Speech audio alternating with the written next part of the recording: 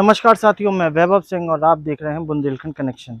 UP में नगर निकाय चुनाव के पर्ची भरने के बाद अलग अलग पार्टियों के प्रत्याशी अपनी अपनी जोर आजमाइश प्रचार प्रसार पर दिखा रहे हैं और कोशिश कर रहे हैं कि जनता को अपने किए गए वादों से लुभा सके। इसी के चलते हम आज पहुंचे हैं साप झांसी के मेयर पद के उम्मीदवार सतीश जतारिया जी से बात करने। आइए चलते हैं, उनसे बात करते हैं और जानने की कोशिश करेंगे किन किन मुद्दों के साथ और किस विजन के साथ वो उतरे हैं झांसी के नगर निकाय चुनाव में मेयर पद के लिए। नमस्कार जतारिया जी, आपका नमस्कार। स्वागत है हमारे चैनल बुंदेलखंड कनेक्शन में। आप किन किन मुद्दों के साथ इस बार चुनावी मैदान में उतरे? देखिए,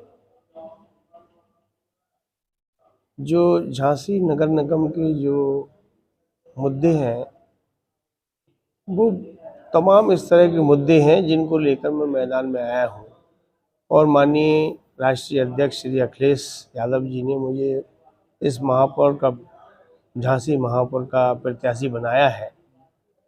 तो झांसी महापौर की जो समस्या है वो समस्या ये है कि हाउस टैक्स इतना कर दिया है, इतना बढ़ा दिया है, इतना बढ़ा दिया है और हाउस टैक्स के हिसाब से वाटर टैक्स आता है। तो मेरी प्राथमिकता ये रहेगी, अगर मुझे जनता का आशीर्वाद और सहयोग प्राप्त हुआ, कि हाउस टैक्स हाफ और वाटर टैक्स माफ, पहली प्राथमिकता। दूसरी प्राथमिकता रहेगी कि रोडें बहुत सक्रिय हो चुकी हैं, रोडें सक्रिय हैं, बनी नहीं है, रोडें नहीं है। जब रोड नहीं है तो दिक्कत इस बात की होती है कि जब रोड नहीं है तो लोग इधर उधर से निकलते हैं। लाइटिंग सिस्टम से रोड नहीं है तो लाइटिंग सिस्टम बेकार है, व्यर्थ है, वो खराब है। लाइटिंग सिस्टम बंद रहता है तो कहीं कोई जाम नहीं लगता है, और लाइटिंग सिस्टम है तो वो जाम लगता है, क्योंकि हमारे पास रोडें ही नहीं है उस तरह की। और जब रोड से आदमी जल्दबाजी में इधर उधर से जाता है तो तमाम तरह की जो है उनके चालान कट जाते हैं।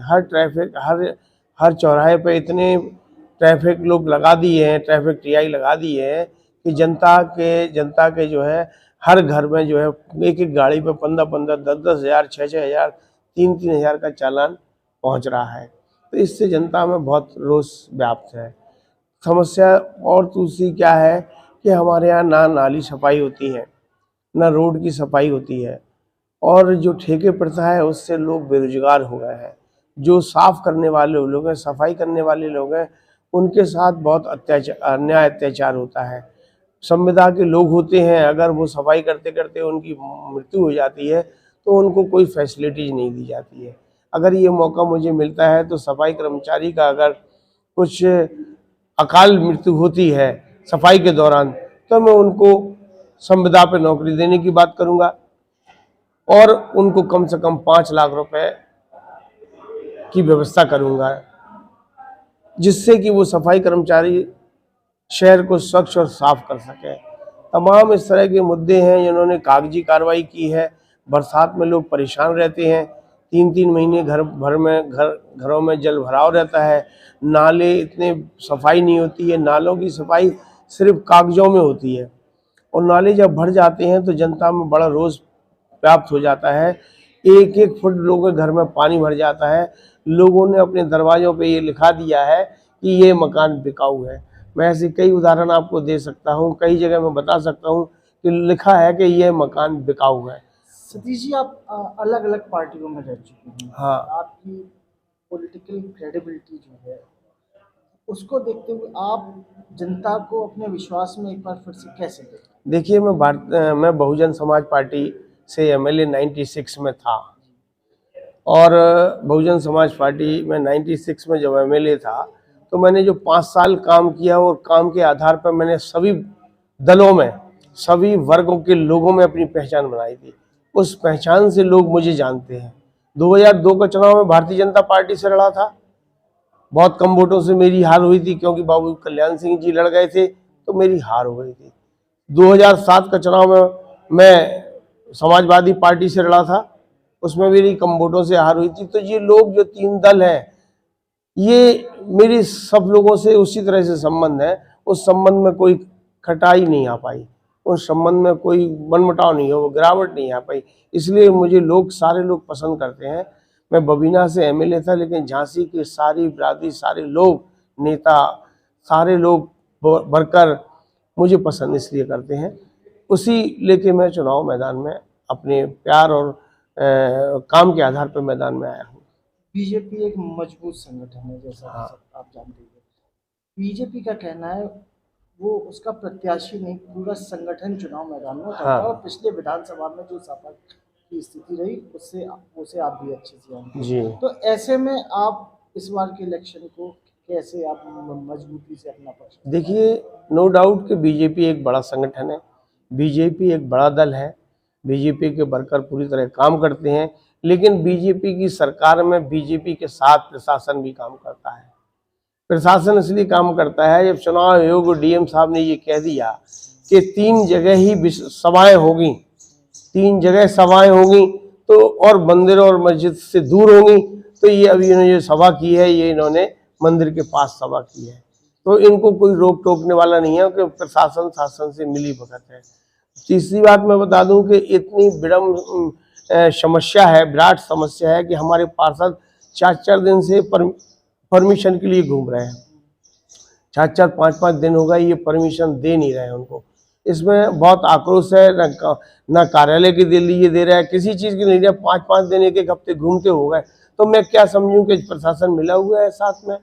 क्यों कि जब प्रशासन परमिशन नहीं देगा और उनकी परमिशन फोन पे हो जा रही या आधा घंटे में हो जा रही, तो अब मैं समझ सकता हूं कि प्रशासन मिलकर चुनाव लड़ रहा है। प्रशासन हमारे लोगों को परेशान कर रहा है, लेकिन जो समाजवादी के लोग हैं ये डटे हुए हैं, लोगों को प्रेशर दे रहे हैं, लोगों को प्रेशराइज कर रहे हैं। इन्होंने काफ़ी लोगों को बिठाया है, काफ़ी लोगों को प्रेशर दिया है, तो ये लोकतंत्र है। जनता जाग रही है, जनता जाग जाएगी, ज़्यादा दिन तक नहीं चलेगा। इनके पास भी वो समय था पहले कि इनके पास भी फट्टे पे बैठने के लिए आदमी नहीं थे, और आज प्रेशर से अगर इनके पास लोग हैं तो ठीक है, कब तक चलेगा? समय तो आएगा ही। अगर जनता आपको अपने प्यार और आशीर्वाद देकर मेयर पद पर बिठाती, तो ऐसे वो 2 कौन से काम होंगे जिनको आप मेयर बनते ही करेंगे? साथ में आगे smart city, Jhansi smart city के लिए आपका क्या विजन?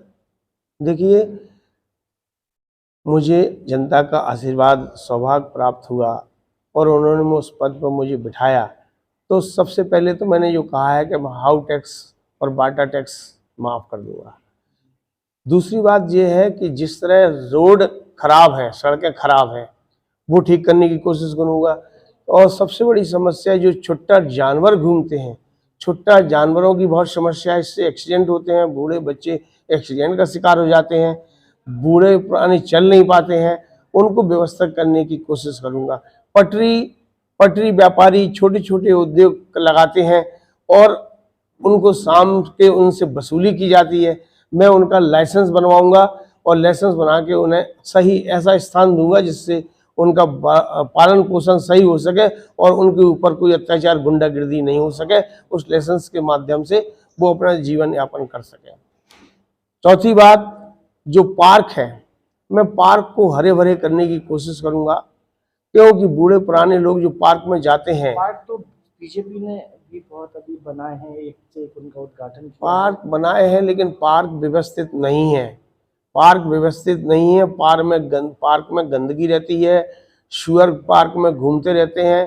पार्क में वो व्यवस्था नहीं है कि पार्क जो है उस तरह एक बूढ़ा आदमी अपनी जो है अपनी सेहत का सही ध्यान रख सके, क्योंकि आजकल आदमी अधिकतर हार्ट अटैक का मरीज है, ब्लड प्रेशर का मरीज है, मतलब डायबिटीज का मरीज है। तो उससे क्या होता है कि वो पार्क में जाता है, गंदगी देखता है, तो गंदगी से उसमें उसकी हार्ट बीटिंग बढ़ जाती है। तो मैं चाहूँगा कि पार्क ठीक करके उनको साफ सुथरा करके हरा भरा करके ऐसी व्यवस्था की जाए कि वो स्वच्छ और सही सांस ले सकें। ये मेरी प्राथमिकता और होगी। तो सुना आपने, ये थे समाजवादी पार्टी के प्रत्याशी सतीश जकारिया जी। आपने उनको सुना और जाना उनके मुद्दे और स्मार्ट सिटी का उनका विजन। नमस्कार, मैं वैभव सिंह और आप देख रहे थे बुंदेलखंड कनेक्शन।